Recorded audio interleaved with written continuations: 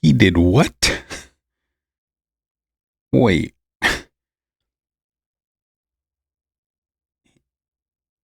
This guy really said that. All right. Listen, there are moments in hip hop where you hear something and you immediately know it's going to sit wrong with your spirit. Not because it's controversial, but because it's ignorant. So, recently, rapper Jack Harlow did an interview where he talked about his new musical direction. And during that conversation, he said something that stopped a lot of people in their tracks. He said that instead of going country like people expect from a white artist, he decided to go. I'm saying you didn't retreat into a whiter genre. In fact, you arguably went deeper into black music. Yeah. Deeper into blackness. Yeah. So was that conscious? Was that a little twist on the typical move that white rappers make, which is to retreat back into traditionally white sounds?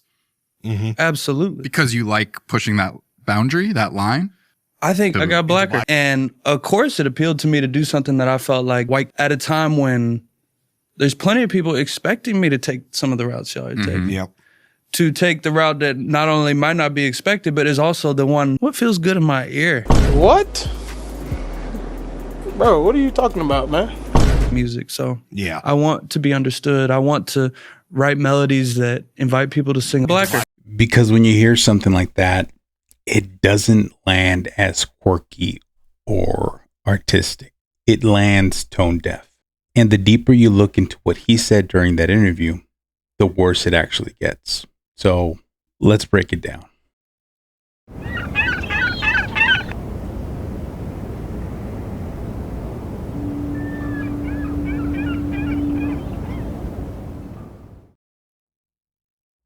What it do, fame, family? What it do? It's your boy, I Got Fame, and I'm back with another one. And today's going to be interesting because as there's a lot of other topics to really discuss at the moment, we're having to discuss Jack Harlow. And I'm aware that he dropped an album recently, and the album is named Monica. That's as far as I know. I'm not against Jack Harlow's music. I just haven't really been a follower or a fan. He did have good singles here and there. I know he was in Call of Duty's Warzone at one point, so his music made it onto there. That's the extent of my enjoyment of his music. I know he collaborates with I believe the Yachty's and the Drakes. And correct me if I'm wrong. But again, that's as far as I know. So I thought with this current drama that's going on surrounding Jack, that we can dive a little deep into this, the issue with Jack Harlow. I'm just going to say right off the bat, forgive me if I seem a bit annoyed during this episode, but I think the issue here is something that I've been talking about for quite some time now. And that is that hip hop isn't just a genre that you go more black in. Hip hop is black culture. It was created by black communities, built by black artists, carried by black struggle, black creativity, and black expression. So when somebody casually says they're going to go more black, what they're really revealing is how they view the culture. Not as a community, not as a history, but as a musical aesthetic they can step into when it's convenient for them. You were on a very Drake path for a while. Yeah, School of Drake, absolutely. I feel like that is less where you are now. Tell me about letting go or moving away from that approach to the world. As I've gotten older, I've become more concerned with finding my voice and finding the way I want to move as an artist. And I think I'm much more averse to mimicry or anything that feels derivative than I was in the past. I think I was so determined to achieve a certain thing and land in a certain place that maybe the spot I wanted to land in my head wasn't as nuanced as it is now. And I think that individuality is what appeals to me more, which is maybe why I'm willing to make a project like Jackman and Monica, which, you know, have their own qualities of influence, but I'm looking to carve out my own island, and I'm less concerned with how immediately big I can make that island. So I think early in my career, I was split between, do I want to be an entertainer or an artist? Do I want to be a celebrity or an artist? I have now chosen artist. So I'm focusing on the artistry. And if that means suddenly we intertwine celebrity and entertainer back into that, that's wonderful. I think naturally that can happen. I'd like to think I can do that. But I just became interested in saying, okay, what if I'm a little less self-indulgent? Especially because I know that's a little closer to the person I like to be. You run into someone, it's nice to know that your art doesn't feel like that much of a departure. And I go by my government name. I mean, my entire career path is me been trying to get closer and closer to capturing who I actually am. And that's the problem, or at least that's the first problem with exactly what Harlow said. Because for artists like him, hip hop can become a lane, but for the people who created it, it's a life. See, during the interview, the hosts pushed him on the idea that he seems very unattached to outcome, meaning his career can move in any direction and for the most part, he'll be fine. That level of freedom is not normal in hip hop. And when they challenged him on that privilege, his response was basically, white rappers are afforded more freedom to change their genre. True or false? I might have to think about that. He acknowledged he had privilege, but then said, ain't even in his top 20 privileges. Now let that sink in. He turned systemic privilege into a ranking, like it's some kind of BuzzFeed article.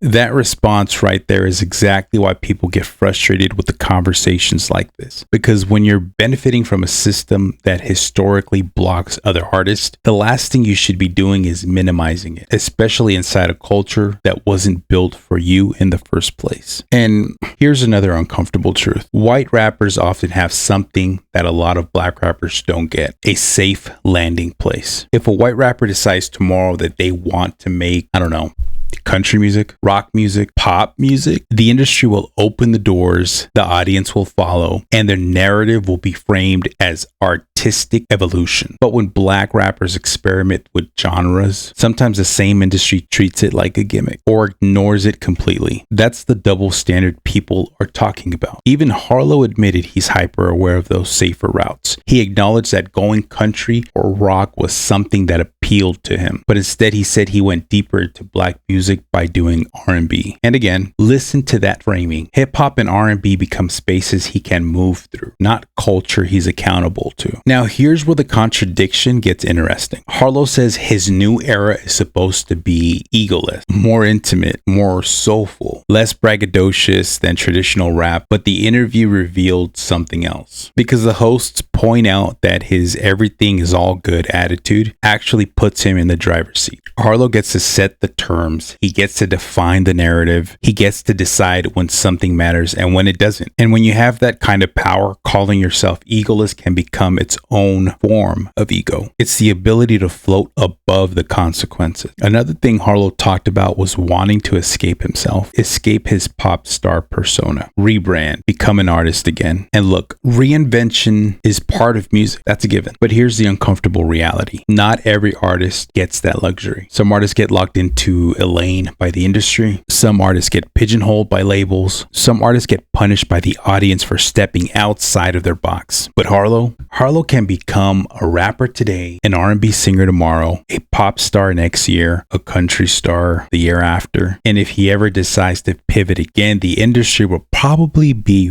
right there waiting. That's not only artistic freedom, that's a structural advantage. And this is why conversations like this matter, because hip hop has always had a complicated relationship with white artists inside the culture. Some show respect, some understand the history, some acknowledge the privilege that comes with their position. But when you start saying things like, I went more black, or downplaying privilege like it's a minor detail in your success, you start revealing how disconnected you really are from the culture you're profiting from. And speaking for the people who grew up, brown people who grew up in hip hop, for people who understand what this culture means beyond streaming numbers, the kind of ignorance doesn't just sound bad, it sounds disrespectful. Now, at the end of the day, this isn't about canceling Jack Harlow. It's about accountability. If you're going to live inside hip hop, if you're going to build your career off of a culture created by black communities, then you should at least understand the history, the politics, and the privilege that comes with being in that space. Individuals like Mac Miller understood that, because hip hop isn't a place you visit, and it's definitely definitely not a switch you flip to go more black. It's a culture, and culture deserves respect. And you know what the real problem is with moments like this? It's not just what Jack Harlow said. It's the mindset behind it. Because when somebody says they decide to go more black, what they're really revealing is how they see the culture in the first place. Like it's a playlist, like it's a genre pack you download, like it's something you can step in and out of depending on what vibe you're feeling this year. But hip hop was never built like that. Hip hop came out of neighborhoods where people didn't have the luxury of being unattached to outcomes. People didn't have the luxury of experimenting without consequences.